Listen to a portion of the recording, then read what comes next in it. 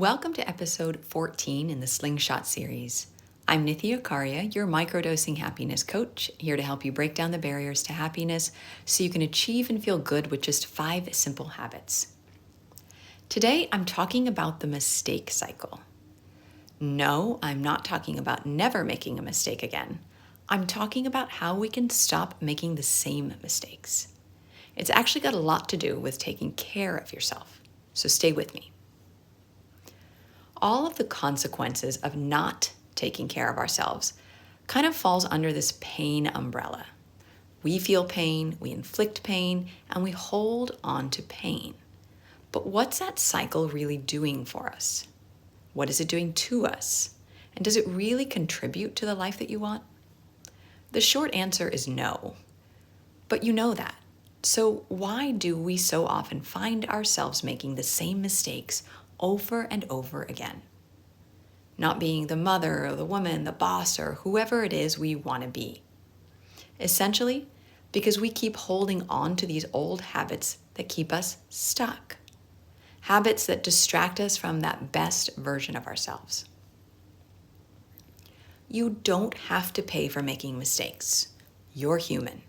Guilt, embarrassment, and self-loathing are not great motivators, but they are great ruminators that keep us stuck. And our big challenge is really to get unstuck and stay unstuck. Right? We've all been there, that point where you just caught yourself in the act.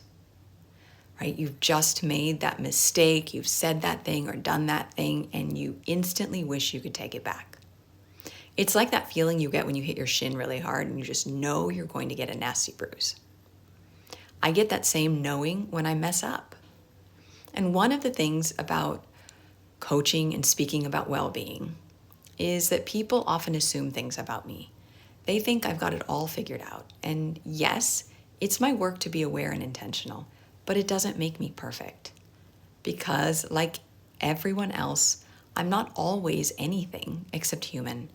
And that means I make mistakes, big ones even. This week, I did not set the example I wanted to.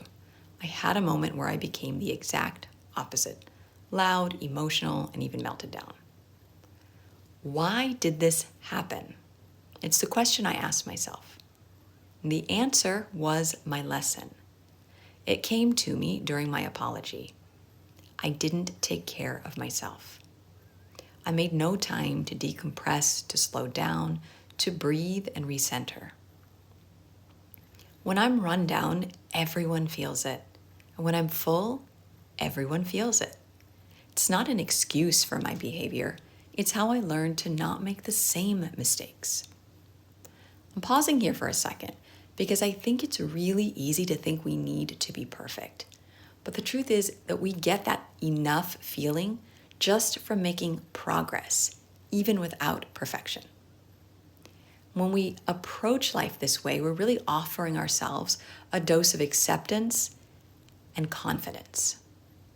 The high vibe habits have a way of offering us insight from somewhere deep inside.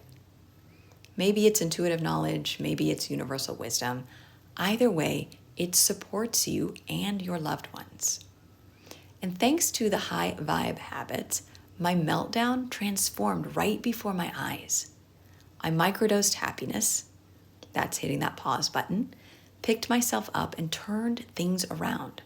I apologized, checked in with each of my kids, and even found a win.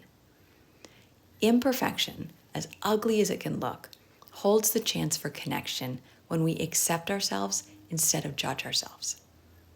My response to my own actions ended up being the example I do want to set for my children.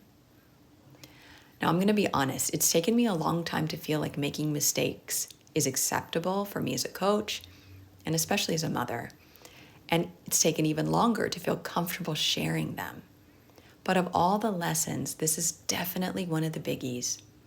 Take good care of yourself when you do well and when you fall short, especially when you fall short. You will make mistakes. You will be wrong sometimes, but you can say sorry. You can forgive yourself. You can learn. You can hold the lesson close to your heart and still move forward. You can stop judging, comparing, and replaying your lowest moments. Again, guilt, embarrassment, self-loathing, they are not great motivators, but great ruminators that keep us stuck. And staying unstuck is our greatest challenge, but it's also how we evolve. Feeling good is so important even when it doesn't seem like the obvious choice. For example, after you make a mistake. But that is the path of the unstuck. So here's my lesson for you. Take good care of yourself. It has the greatest positive ripple effect you can create in the world. And you can do that by staying high vibe. That's all for this episode. Until next week, sending all my love and gratitude.